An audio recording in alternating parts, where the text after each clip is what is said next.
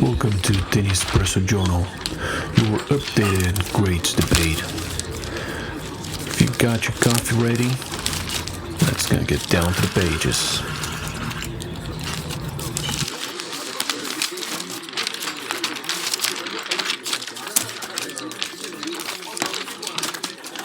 Okay, and here we have the top hundreds divided into a seven colors code.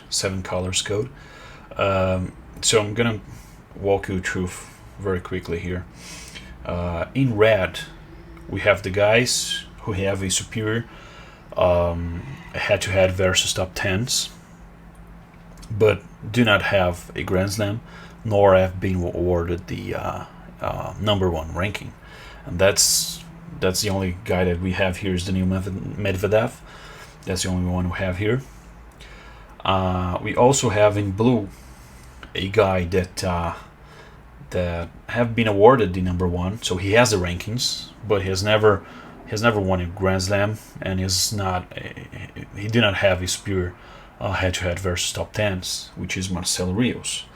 And closing up our RGB color system, we have in green two guys that have a superior head-to-head versus top 10s and have won Grand Slams, but never been awarded the number one rankings in rankings era, or it means after from 1973 on. They have been in the past, but not from the official rankings of ATP. Those guys are Rod Laver and Ken Rosewall. Okay, we do have in gray. We do not have anyone in gray. The gray guy should be the guy having a good ranking and a good head-to-head, but not winning a Grand Slam. We have no number one and no guy with a 50% winning percentage versus top 10s who has never won a Grand Slam. So the gray color system has no one. And we have the CYM color system, being cyan, the guys who have won a Grand Slam only. They were never a number one. They do not have a superior head-to-head versus top 10s, but they have won a Grand Slam. In yellow, we do have the guys who have won a Grand Slam and were awarded a number one ranking. So those guys were at least once a number one in the world and have won Grand Slams, at least one.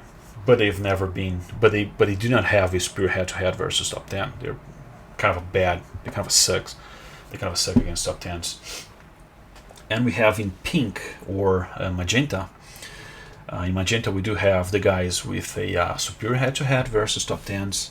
They have been awarded number one ranking at least a week, and they have won at least one Grand Slam. So here the listing, and you can notice that under the Vonder index, the top 10 players in the history of modern tennis, they all